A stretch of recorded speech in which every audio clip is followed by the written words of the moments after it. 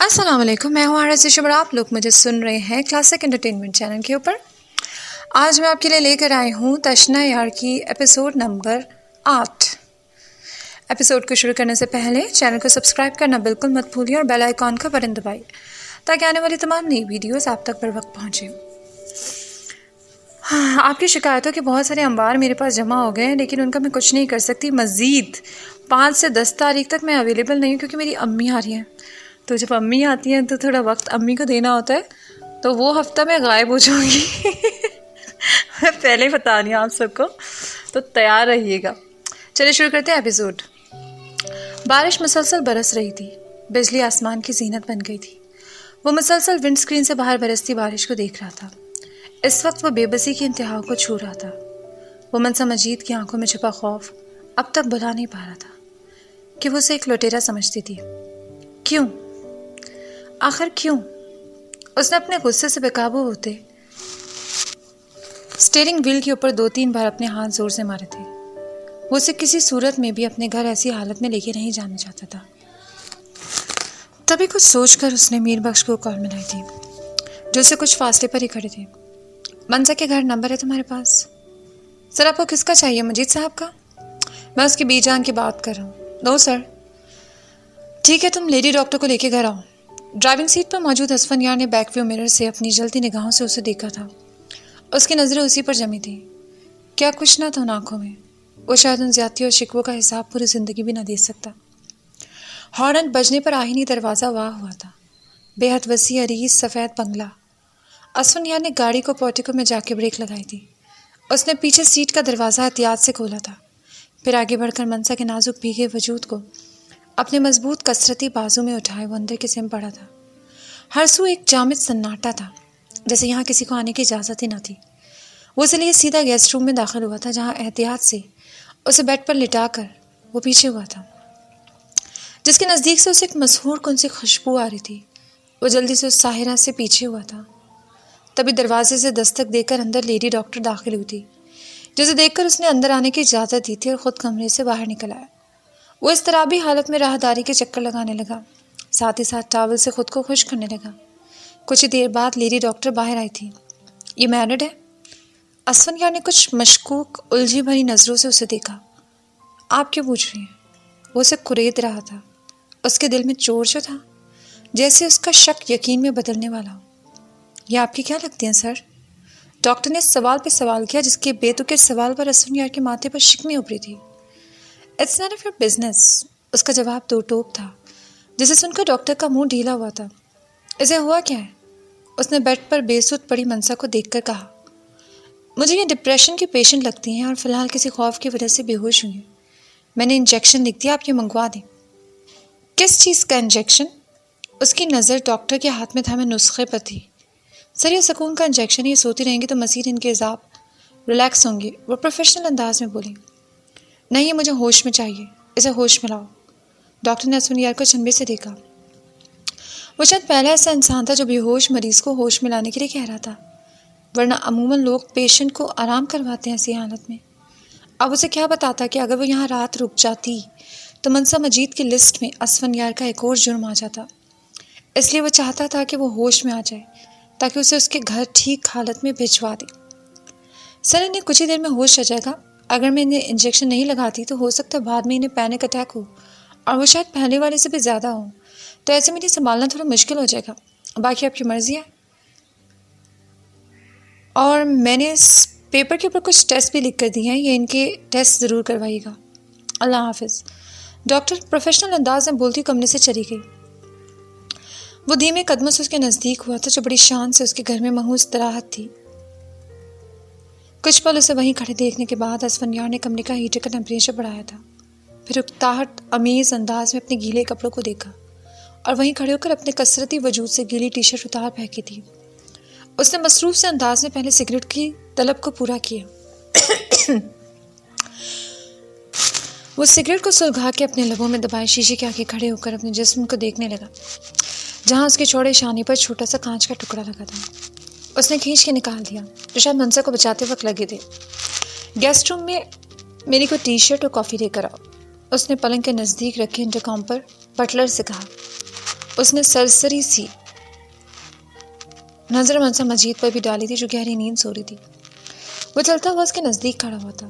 اس کا بالکل ارادہ نہیں تھا کہ وہ بیڈ پر اس کی موجودگی میں اس کے قریب جائے، مگر شاید اسے ایسا لگا تھا کہ اس وقت اس کو ضرورت ہے۔ اسفندیار ولی نے کچھ سوچتے ہوئے اس کے پیروں کی جانب سے کمبل سرکایا تھا جو اس کی سوچ کے مطابق تھا۔ منصا مجید کے نازک مومی گلابی پیروں میں اس کی ہائی ہیلز، اس نے لبوں کو بھینچا تھا۔ وہ اس کے نزدیک جھکا تھا اور اس کے پیروں سے اس کی ہیلز اتارنے لگا۔ اگر کوئی شخص اس وقت اسفندیار کو اس انداز میں دیکھ لیتا تو شاید گش کھا جاتا، کیونکہ جس انسان کے اپنے کام کرنے کے لیے 10 نوکر کھڑے ہوتے تھے وہ منصا مجید کے آگے جھکا اس کی ہائی ہیلز اتارنے کے جتن کر رہا تھا تاکہ وہ آرام دہ حالت میں رہے۔ اس کے پاؤں میں سوجن کیوں ہے؟ لبوں میں سگریٹ دبائے وہ دونوں ہاتھوں سے اس کے نازک سوجے پیروں سے ہیلز اتارنے پر اسے دشواری ہو رہی تھی۔ وہ آہستہ آہستہ بیدار ہو رہی تھی۔ آنکھ کھلنے کا سبب ایک عجیب سا احساس تھا۔ اس کا ذہن خوابیدہ تھا جو جاگتے بھی اپنی خوش و خرش سے بیگانہ تھی۔ وہ کچھ لمحوں تک ملگجے چھت کو ٹکٹکی باندھی دیکھتی رہی۔ جب اسے اپنے پیروں کی سمت کچھ ہلچل سی محسوس ہوئی تھی وہ ساکت ہوئی تھی۔ بے حس و حرکت اس کا ذہن ہنوز جیسے گہرے اندھیرے میں ڈوبا ہوا تھا۔ وہ اسفندیار ولی خان تھا۔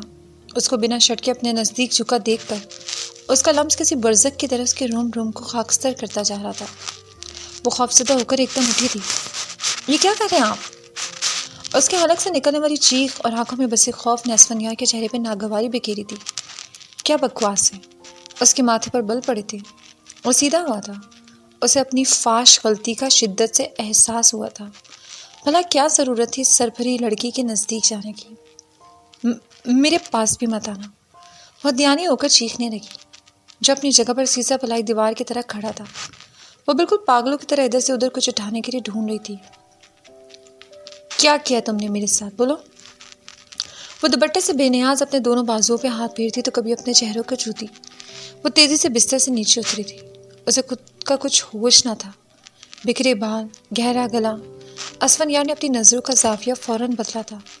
اس نے سائڈ ٹیبل پہ رکھا ڈیکوریشن پیس اٹھا کر اسفندیار کو دے مارا جو تیزی سے نیچے ہوا تھا۔ اس کے انداز میں اس قدر جنون تھا جیسے وہ سب کچھ تہس نہس کر دے گی۔ اس کے اتنے سنگین انجام پر اس کا دماغ وقت سے اڑا تھا۔ منصا، اسفندیار دھاڑا تھا، میرے قریب بھی مت آنا۔ الفاظ ٹوٹ ٹوٹ کر اس کے ہونٹوں سے بکھر رہے تھے۔ وہ شدید کرب میں مبتلا تھی۔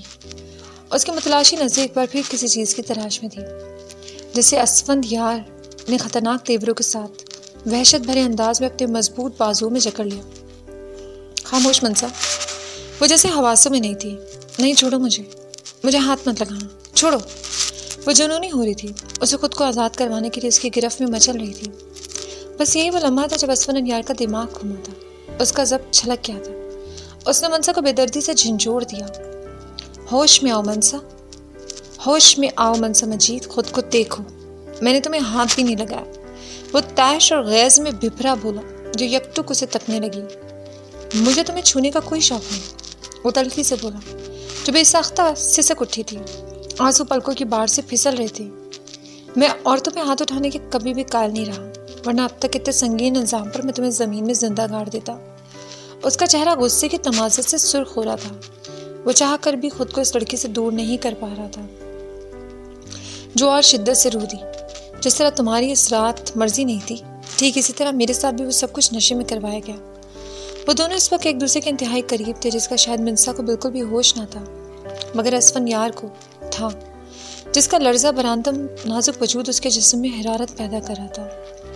وہاں سامنے صوفے پہ جا کے بیٹھو، اپنا حلیہ درست کرو، میں تمہیں کہہ رہا ہوں منصا، سن رہی ہو؟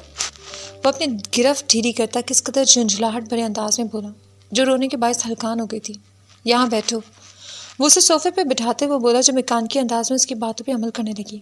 کارپٹ پہ گرا اپنا دوپٹہ دیکھ کر اسے احساس ہوا کہ وہ بنا دوپٹے کے اسفندیار کے سامنے تھی۔ کچھ خفت اور گھبراہٹ کی کیفیت میں اس نے دوپٹہ اٹھا کر اپنی گرد لپیٹ لیا۔ یہ پانی رکھا ہے، اسے پیو، فریش ہو اور چلو، اس سے زیادہ میں تمہیں برداشت نہیں کر سکتا۔ وہ انگارے کی طرح سلگ رہا تھا۔ اس کے سرخ چہرے پہ ایک جارحیت اور لہجے میں بلا کی خوفناکی تھی۔ یہ اس کی توقع اور سوچ کے برخلاف تھا کہ وہ اسے گھر واپس بھیج رہا تھا، اپنی طلب پوری کیے بنا۔ جسے منصا پھٹی پھٹی آنکھوں سے دیکھتی رہی۔ کیسا کرب اور بے بسی تھی اسفندیار کی آنکھوں میں جو کمرے سے باہر نکلا تھا۔ دھاڑ کے ساتھ دروازہ بند ہوا تھا جس نے گھر کی مضبوط در دیوار کو ہلا کے رکھ دیا تھا۔ کچھ ہی دیر بعد اسے ملازم کے ہاتھ پیغام بھجوایا گیا کہ وہ باہر آ جائے۔ وہ تقریباً دوڑتے ہوئے باہر نکلی تھی۔ اس نے خاموشی سے ملازم کی تقلید کی جہاں ڈرائیونگ سیٹ پر اسفن انگیار بڑا جوان تھا۔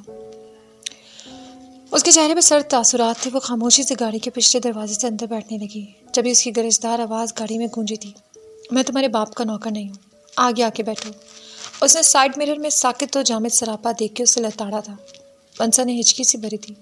زیادہ دیر بھیگنے کی وجہ سے اس کا روم روم کانپ رہا تھا۔ وہ خاموشی سے آ کر فرنٹ سیٹ پہ بیٹھی تھی۔ ان دونوں کے بیچ تقریر تک خاموشی حائل رہی۔ گاڑی گیٹ سے نکل کر مختلف سڑکوں پر دوڑتی رہی۔ میر بخش اور گارڈز کی گاڑی کو وہ مسلسل فالو کر رہا تھا جنہوں نے عین منسا مجید کے گھر کے نزدیک مین سڑک پر گاڑی کو بریک لگائی کیونکہ تنگ گلیاں ہونے کے باعث ان کی گاڑیاں اندر داخل نہیں ہو سکتی تھی۔ اسفن یار جو مسلسل گاڑی ڈرائیو کرنے کے دوران اس پسماندہ علاقے کو دیکھ رہا تھا جہاں منسا رہتی تھی، رات کے اس پہر سڑکوں پر بیٹھے آوارہ لڑکے کچھ تخت پر اور کچھ فٹ پاتھ پر جوا کھیلنے میں مصروف تھے تو کہیں کوئی لڈو کھیل رہا تھا۔ وہ جیسے نیچے اترنے لگی اسفن یار کی آواز نے اس کے قدموں کو روکا تھا۔ مجھے کسی کو صفائی دینے کا کوئی شوق نہیں، مگر آج میں نے تمہاری مدد کرنے کی کوشش کی تھی جو بعد میں میرے ہی گلے پڑ گئی۔ اس کی آواز سن کر وہ منجمد ہوئی تھی۔ منسا کی ننگت شدید اہانت کے باعث سرخ ہوئی تھی۔ اس نے جواب میں ایک لفظ نہیں بولا۔ وہ سوجے ہوئے پپوٹوں کے ساتھ اس کی سمت سرسری سے دیکھتے ہوئے گاڑی سے نیچے اتری تھی۔ ارد گرد میں بیٹھے آوارہ لڑکوں نے منسا کو رات کے اس پہر اتنی بڑی گاڑی سے نیچے اترتا دیکھ کر آپس میں چمگوئیاں کی تھی جسے اسفن نے بخوبی سنا تھا۔ What naan sense! اس کے ماتھے پہ بل نمودار ہوئے تھے۔ میر گاڑی سے باہر آؤ۔ اس نے اپنے فون سے میر کو باہر بلایا۔ یس سر۔ اسی لمحے اس کے نزدیک آیا تھا جہاں سے گاڑی کا شیشہ کھلا ہوا تھا۔ اندھیرا کیوں ہے اس علاقے میں؟ ارد گرد کا ماحول دیکھ کر ناگواری اس کے چہرے پہ چھائی تھی۔ یہ جگہ اسے کہیں سے بھی منسا کے رہنے لائق نہیں لگی تھی۔ سر لائٹ گئی ہوئی ہے۔ میر نے پیچھے پلٹ کر دیکھا جس کی نظریں سامنے سڑک پر چلتی ہوئی منسا مجید پر ٹکی ہوئی تھی جو ایک بار پھر اس طویل تنگ سڑک پر سوجے پیروں کے ساتھ ہائی ہیلز پہن کر بوجھل قدموں کے ساتھ چلتی جا رہی تھی۔ اس کے دل و دماغ میں شعلے سے لپکنے لگے۔ دل میں آئی کھڑے کھڑے اس اداس پری کو اٹھاؤں اور یہاں سے کہیں دور لے جاؤں، مگر یہ لمحاتی کیفیت تھی۔ اگلے ہی پل اس نے نظروں کا زاویہ بدل دیا۔ اس کے ساتھ جاؤ، اسے گھر تک باحفاظت چھوڑ کے آؤ، وہاں جب تک کھڑے رہو جب تک کہ اندر نہ چلے جائے، اور یہاں کسی گارڈ کو کھڑا کرو جو ہر وقت منسا مجید کی نگرانی کرے گا۔ اس نے کچھ سوچ کر کہا جس کی پیشانی شکن آلود تھی۔ یس سر۔ میر بخش اور دو گارڈز منسا مجید کے پیچھے چلنے لگے جسے اسفن یار نے جب تک دیکھا جب تک اس کی نظروں سے اوجھل نہ ہو گئی۔ آپ کہاں تھی؟ دروازہ کھلنے پر رخسار کی بیٹی صبا نے منسا کی حالت پہ غور نہیں کیا۔ کیوں، کیا ہوا؟ بیزن ٹھیک ہے؟ وہ اس کا پریشان چہرہ دیکھ کر جیسے سمجھ گئی۔ نہیں آپی، ان کی طبیعت ٹھیک نہیں ہے، ان کے منہ سے خون کی الٹی ہوئی تھی۔ اماں ان کو لے کر اسپتال گئی ہیں۔ کون سا اسپتال؟ وہ عجلت میں بولی۔ آپی مجھے نہیں معلوم، بس وہ کہہ کے گئی تھی کہ وہ خود ہی واپس آ جائیں گی، آپ ان کے پیچھے مت آئیے گا۔ صبا نے اسے بے ساختہ روکا تھا۔ یہ کیا بات ہوئی؟ پر تم پوچھتی تو صحیح ان سے۔ وہ جھنجھلائی تھی۔ صبا تمہاری امی فون ساتھ لے کر گئی ہیں؟ اس نے سوالیہ نگاہوں سے اسے دیکھا۔ نہیں آپی، امی کا فون تو گھر پر رکھا ہوا ہے، آج صبح سے بارش کی وجہ سے لائٹ ہی نہیں تھی تو فون کہاں سے چارج کرنا تھا۔ چلو ٹھیک ہے، پر آپ اتنی دیر سے کیوں آئی ہیں؟ منسا نے فلفل گڑبڑا کے نظروں کا زاویہ بدلا۔ بارش کی وجہ سے بسیں کھچا کھچ بھری ہوئی تھی، اتنی مشکلوں سے مجھے جگہ ملی۔ وہ کسیاہٹ سے بولتی بے دلی سے واش روم کی طرف بڑھ گئی۔ کچھ اس طرح سے منسا مجید کا یہ راز رہ گیا کہ آج پھر اس پر ایک قیامت گزرتی رہ گئی۔ اس نے کمرے میں داخل ہوتے ہی شرٹ اتار کے دور اچھال دی جس سے اس کے 6 پیکس نمایاں ہونے لگے۔ وہ پنچنگ بیگ پر بنا گلفز پہنے اپنے پہلے سے زخمی ہاتھ کے ساتھ پنچ مارنے لگا جیسے سعد احمد اس کے سامنے ہو، جس کی وجہ سے ان جھیل سی آنکھوں میں آج طغیانی آئی تھی۔ سر گارڈز کا بندوبست ہو گیا، میرے لیے کیا حکم ہے؟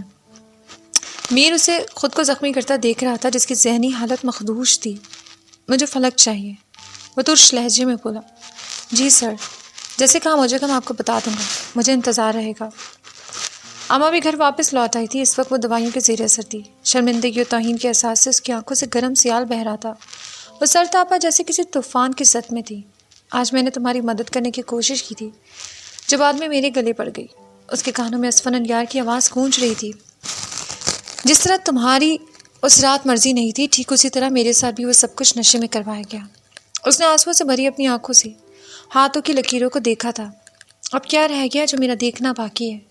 اس کی سسکیاں گھٹی گھٹی سی چیخوں میں تبدیل ہو رہی تھی، مگر وہ بی جان کی وجہ سے خود پہ ضبط کے کڑے پہرے بٹھائے ہوئی تھی۔ وہ یوں ہی ان آنسوؤں کی طرح خود کو بہا دینا چاہتی تھی۔ اگلے 2 دن تک بخار میں پھنکتی رہی۔ وہ آفس کے بارے میں بھول ہی چکی تھی۔ میر کی خبر پر اسفن یار ارینا کے لیے نکلا تھا، جہاں سعد احمد راؤ کی موجودگی کا انکشاف ہوا تھا۔ وہ سفید رنگ کے پینٹ کوٹ میں کسی ریاست کا شہزادہ لگ رہا تھا، جسے ارینا کی لڑکے اور لڑکیاں پلٹ پلٹ کر دیکھ رہے تھے۔ وہ اس کی شخصیت سے مرعوب ہو رہے تھے، جو 4 گارڈز کے ساتھ چلتا ہوا کوئی مغرور بے نیاز شہزادہ لگ رہا تھا۔ اس پر اس وقت جنون سوار تھا سعد احمد راؤ کو مارنے کا، جو کل کسر رہ گئی تھی۔ وہ اسے آج پورا کرنا چاہتا تھا۔ کہاں ہے وہ خبیث؟ اسفن یار نے لبوں کو پیچھے میر بخش سے پوچھا۔ سر وہ اندر کمرے میں مصروف ہے، مجھے ماسک دو۔ اسفن یار نے میر سے اپنے لیے ماسک مانگا تھا، کیونکہ وہ کوئی عام انسان نہیں تھا۔ اب وہ نہیں چاہتا تھا کہ اس کا کوئی بھی اسکینڈل میڈیا کی زینت بنے، جس سے اس کی یا کمپنی کی کوئی بھی بدنامی ہو۔ وہ اندر کی جانب دروازہ دھکیلتے ہوئے داخل ہوا تھا، جہاں سعد احمد راؤ کاؤچ پہ نیم دراز انداز میں بیٹھا ہوا تھا، اور امید کے مطابق اس کی گود میں کوئی دوشیزہ اچکیلیاں کری تھی۔ وہ جھٹکے سے اٹھا تھا، جس کا چہرہ پہلے سے ہی نیل و نیل تھا۔ سر دیکھیں، میں نے کچھ بھی نہیں کیا، میں صرف اسے لفٹ دینے کی کوشش کر رہا تھا۔ آپ پتہ نہیں کیا سمجھ کے مجھے مارنے لگے۔ میں آلریڈی زخمی ہوں، دوسری بات یہ جگہ میرے دوست کی ہے، پلیز اسے خراب مت کیجیے گا۔ اچانک سعد کے چہرے پہ ہوائیاں اڑی تھی اسفن یار کو دیکھ کر۔ وہ جھٹ سیدھا ہوا تھا، اسے اپنے نزدیک آتا دیکھ کر، جو دیوانہ وار اس کے سم بڑھنے لگا، جس کے ذہن میں صرف یہ چل رہا تھا کہ اگر کل وہ موجود نہیں ہوتا تو یہ منصا کو کتنا بڑا نقصان پہنچا سکتا تھا۔ اس میں پوری طاقت سے اس کے منہ پہ مکہ جڑا تھا، جس کے منہ سے خون کا فوارہ نکل پڑا۔ اس دن میں نے تمہیں کم زخمی کیا تھا، تھوڑی کسر باقی رہ گئی تھی، جبھی میں تمہیں 2 دن کا ریسٹ دینے کے بعد آیا ہوں تاکہ تم تھوڑی ڈوز دے سکو۔ کیا لگا تمہیں؟ اس نے سعد احمد راؤ کو گریبان سے پکڑ کے کھڑا کیا تھا۔ وہ مال غنیمت ہے، یہی کہا تھا نا تم نے اس سے؟ وہ کاٹدار نظروں سے اسے دیکھتے ہوئے بولا۔ اس پہ کوئی بھی ہاتھ صاف کر سکتا ہے نا؟ میں غلط تو نہیں کہہ رہا؟ وہ اپنے مخصوص کرخت سرد انداز میں بولا، جس میں طنز کی بھی آمیزش تھی۔ جو فقط چہرہ علی اسفن یار ولی خان کو دیکھ رہا تھا۔ سر غلطی ہو گئی۔ اس کا چہرہ متغیر تھا۔ غلطی ہو گئی؟ اسے تم غلطی کہتے ہو؟ اس نے اس کے چہرے پہ در پہ کئی مکے جڑے تھے۔ اور کیا کہا تھا سعد احمد راؤ تم نے اسے؟ اس کی آنکھیں لہو چھلکا رہی تھیں۔ سر مجھے معاف کر دیں، مجھ سے غلطی ہو گئی، میں کبھی بھی کچھ نہیں کہوں گا۔ وہ بے بسی سے بولا۔ نہیں، پہلے اپنا پرانا حساب کلیئر کرو، پھر اگلی بات ہوگی۔ وہ گھائل شیر کی طرح کمرے میں چکر لگا رہا تھا، جیسے اپنے تیش پر قابو پا رہا ہو۔ ہاں یاد آیا، اسفن یار نے اپنا کوٹ اتار کے دور پھینکا تھا، پھر اپنی شرٹ کے بازو فولڈ کرتا وہ سعد احمد راؤ کے پاس جھکا تھا، جو ٹھنڈے ماربل پر بیٹھا ہوا تھا۔ اس نے کچھ کہنے کے لیے منہ کھولا ہی تھا جب اسفن یار نے اس کے چہرے پہ ایک تھپڑ جڑا تھا۔ تم نے کہا تھا اس کے سر پر کسی مرد کا ہاتھ نہیں۔ غلط کہا تھا تم نے۔ وہ حلق کے بل دھاڑا تھا، جس کی آنکھوں میں اس قدر شفافیت تھی کہ سعد احمد راؤ کی روح تک لرز اٹھی تھی۔ منصا مجید کے سر پہ اسفن یار ولی خان کا ہاتھ ہے، اب یہ بات کبھی بھی بھولنا مت۔ اس نے اسے کالر سے جکڑ کے ایک بار پھر اوپر اٹھایا تھا۔ اس کا پورا چہرہ خون سے لت پت تھا۔ سر مجھے معاف کر دیں، میں کبھی بھی آپ کے راستے میں نہیں آؤں گا، پلیز سر۔ وہ گڑ گڑایا تھا۔ اب میری بات دھیان سے سن، وہ اس کے خون سے لت پت گال کو تھپتھپا کے بولا، جو غنودگی میں جا رہا تھا۔ آج کے بعد کبھی بھی اپنے ذہن میں منصا کے لیے کوئی بھی ناپاک خیالات لایا تو اس دنیا میں اگلی سانس نہیں لے پائے گا۔ یہ اسفن یار ولی خان کا وعدہ رہا۔ وہ اسے جھٹکے سے نیچے پھینکتا ہوا باہر کی جانب چلنے لگا، اور اسے ایسے لگا جیسے کچھ کمی سی ہے۔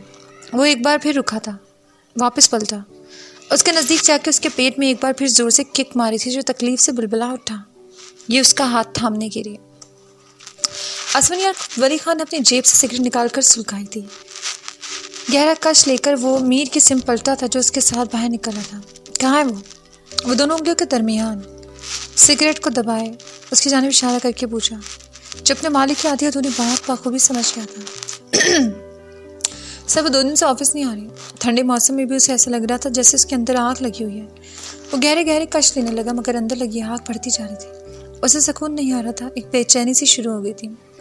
چلو آفس۔ وہ اپنا کھویا سکون واپس حاصل کرنے کے لیے آفس کے لیے نکل پڑا، جہاں پہنچ کر وہ بے دلی سے اپنے کام کرنے لگا جس میں وہ ذرا سی بھی کوتاہی برداشت نہیں کر سکتا تھا، مگر بے چینی تھی کہ بڑھتی جا رہی تھی، وہ جس کا سارا نزلہ وہ آفس کے سٹاف پر نکال رہا تھا۔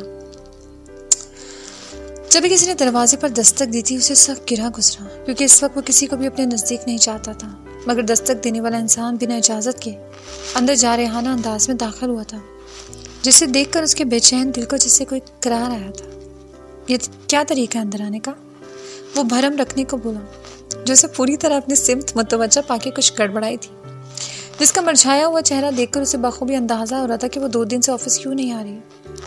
سر آج 1 تاریخ ہے، یہ میرا ریزگنیشن لیٹر ہے، آپ اسے قبول کریں تاکہ اکاؤنٹنٹ مجھے میری سیلری دے، مجھے اس کی سخت ضرورت ہے۔ وہ سیدھے مدعے پر آئی تھی۔ وہ سفید اور گلابی رنگ کے پرنٹڈ شلوار قمیض کے اوپر ہم رنگ دوپٹہ اوڑھے سیدھی اس کے دل میں اتر رہی تھی۔ آسفن یار کی آنکھوں میں عجیب سی چمک اٹھی تھی۔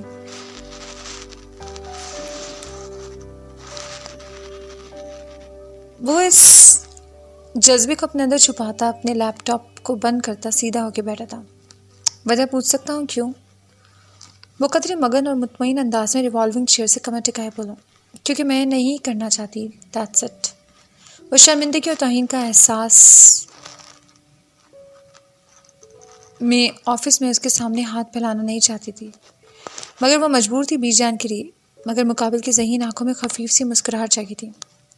مس منسا مجید کہ آپ کو یہ کسی نے نہیں بتایا کہ آپ اس کمپنی کو شارٹ نوٹس پہ چھوڑ نہیں سکتی؟ وہ ایک جذب اور وارفتگی کے عالم میں اس کے چہرے کے نقوش کو دیکھتے ہوئے بولا، مگر کیوں سر؟ مجھے یہاں نوکری نہیں کرنی۔ اس نے آنسو بھری نظروں سے اسے دیکھ کر پوچھا۔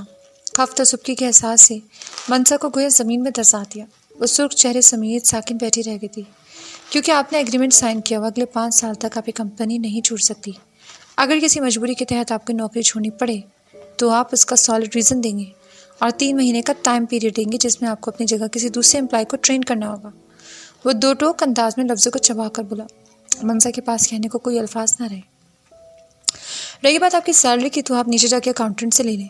اس کی بات سن کر منسا مجید کی پیشانی پر ناگوار لکیریں ابھری تھیں، اور اگر پھر بھی میں سارے رولز کو توڑتے ہوئے نوکری چھوڑنا چاہوں تو؟ بے بسی کا انتہا کو چھوتے ہوئے اس نے اپنی نم آنکھوں میں نمی کو پھیلتے دیکھا۔ تو پھر اسفن یار ولی خان بھی سارے رولز اور ریگولیشن کو توڑے گا تمہیں روکنے کے لیے، بائی ہک اور بائی کروک۔ اسے ایک لمحے میں اس کے 14 طبق روشن ہوئے تھے، جس کی رنگت ہلدی کی طرح زرد پڑتی جا رہی تھی۔ میں آپ کی زرد کری غلام نہیں ہوں، آپ میرے ساتھ زبردستی نہیں کر سکتے۔ وہ گلابی لبوں سے شعلے اگلتے ہوئے بولی جس کا پارا چڑھ گیا تھا۔ وہ پت پڑی، میں ایسے ہی کروں گا تو مجھے روک نہیں سکتے۔ وہ اپنی سیٹ سے اٹھا تھا، جسے دیکھ کر وہ حیرت اور صدمے سے گنگ ہوئی تھی، جو اس کی گھنیری لرزتی پلکوں کو دیکھتے ہوئے بولا جو کھلتی بند ہو رہی تھی۔ وہ بغور ان سہمی خوفزدہ آنکھوں میں اپنا عکس ڈھونڈنے لگا جہاں سوائے خوف کے کچھ نہ تھا۔ آپ انتہائی گھٹیا انسان ہے جو کسی کی مجبوری کا فائدہ اٹھاتے ہیں۔ آپ میں اور سادہ متراہ میں کوئی فرق نہیں۔ وہ بھڑکی تھی، جس کے منہ سے زہر میں بجھے الفاظ نکل رہے تھے۔ آسفن یار کی آنکھوں میں خون کے شرارے دوڑنے لگے۔ وہ ہتھے سے اکھڑ گیا۔ اس نے منسا مجید کی کلائی کو زور سے جھٹکا دیا کہ وہ پیچھے دیوار سے جا ٹکرائی۔ اس کے چہرے پہ تکلیف کے آثار نمایاں ہوتے جن کا آسفن یار کو کوئی ہوش نہ تھا۔ وہ اس کے اور اپنے درمیان فاصلہ سمیٹتا گیا۔ تمہاری ہمت کیسی مجھے اس انسان سے ملانے کی؟ اسے حصار میں قید کیا غصے جلال سے اس کے ملائم سراپے کو اپنی مضبوط انگلیوں میں جکڑے ہوئے بولا، جو اس کے غضب سے ڈری ہوئی تھی۔ مجھ سے غلطی ہو گئی، پلیز سوری سر، اب دوبارہ نہیں بولوں گی۔ وہ اس کی آنکھوں میں دیکھ کر یکدم خوف زدہ ہوئی تھی، جو اسے قطعی چھوڑنے کو تیار نہ تھا۔ منسا اس وقت کو کوس رہی تھی جب اس نے اسفند یار کو سعد احمد راہو سے ملایا تھا۔ وہ دیوار کے ساتھ لگی تھر تھر کانپ رہی تھی، جو بخار سے اب بھی جھلس رہی تھی۔ وہ کھل کر سانس لینا چاہتی تھی۔ اس کی اتھل پتھل ہوتی سانسوں اور سینے کی دھڑکنوں کو قابو کرنے لگی، جو اپنے چہرے پر اس کی گرم سانسیں محسوس کیے بے دم ہو رہی تھی۔ وہ اس افتاد کے لیے بالکل بھی تیار نہ تھی جب یکلو خور سے بے سود اسفن یار کے سینے سے جا لگی۔ وہ چلاوے کی طرح دہک رہا تھا، اپنے پنپتے غصے پر قابو پانے کی کوشش کر رہا تھا۔ اسے ایسے محسوس ہوا جیسے کوئی ٹھنڈی ہوا اس کے جلتے سینے پہ گری ہو۔ اسے اپنے سینے سے لگی منسا مجید کو دیکھا جو اس کے مضبوط بازوؤں میں جھول گئی تھی۔ ناٹ اگین، اسے تعصب سے اس کے معصوم چہرے کو دیکھتے ہوئے بولا، یہ کتنا بے ہوش ہوتی ہے۔ وہ گہری سانس لیتے ہوئے اس کے نازک وجود کو اپنے مضبوط بازوؤں میں اٹھائے، سامنے رکھے صوفے کے اوپر لٹا کے اس کے نزدیک بیٹھا تھا جو بے ہوش پڑی تھی. ویک اپ منصب مجید, ویک اپ. اسے نزدیک رکھے جگ سے پانی لے کر اس کے چہرے پہ چھینٹا مارا تھا جو ہڑبڑا کے اٹھ بیٹھی تھی. وہ فوراً اپنا دوپٹہ ٹھیک کرتی اسے سہمی نگاہوں سے دیکھنے لگی جس کے چہرے پر دنیا جہان کی پریشانی اور فکر تھی. وہ کچھ الجھا سا اپنے چہرے پہ آئی ہلکی داڑھی پہ ہاتھ پھیرتے ہوئے کھڑا ہوا تھا. جب تمہاری طبیعت اتنی خراب تھی تو آفس آنے کی کیا ضرورت تھی؟ وہ صوفے کے گرد اپنے بازو رکھے اس کے نزدیک ہوا تھا جو اس کی روئی روئی آنکھوں میں جھانکتے ہوئے بولا. وہ شاید اس میں اپنا عکس تلاشنے کی کوشش کر رہا تھا جو اس کے قریب آنے پر مزید گھبرا گئی. اب گونگی کیوں بن گئی ہو؟ اس کا لہجہ تمسا گرانا تھا. منسا کا دل پوری شدتوں سے دھڑکا تھا اور بے اوسان ہو کر دھڑکتا چلا گیا. مجھے سیلری چاہیے تھی, بی جان کی طبیعت بہت خراب ہے. وہ بری طرح کانپ رہی تھی. تو اس کا تمہاری جاب چھوڑنے سے کیا تعلق؟ مجھے راہ کرا تھا کیونکہ مجھے آپ کے ساتھ کام نہیں کرنا. وہ ہچکیوں کے درمیان بولی جس کے اندر غضب کی مزاحمت ابھری مگر اسفندیار کے سامنے اس کی ساری صلاحیتیں ڈوب چکی تھیں. کام تو تمہیں میرے لیے کرنا پڑے گا منسا مجید, شاید تا حیات. ویسے وہ میں بعد میں ڈیسائیڈ کروں گا. وہ اس کے ذو معنی لہجے کو سمجھ نہ سکی. اب اپنا حلیہ درست کر کے شرافت سے گھر میرے ڈرائیور کے ساتھ واپس جاؤ, سیلری تمہیں مل جائے گی. یہ کہہ کر اسفندیار نے ان بھیگی پلکوں سے اپنی نظر چرائی تھی. وہ جھٹکے سے اس سے دور ہوا تھا.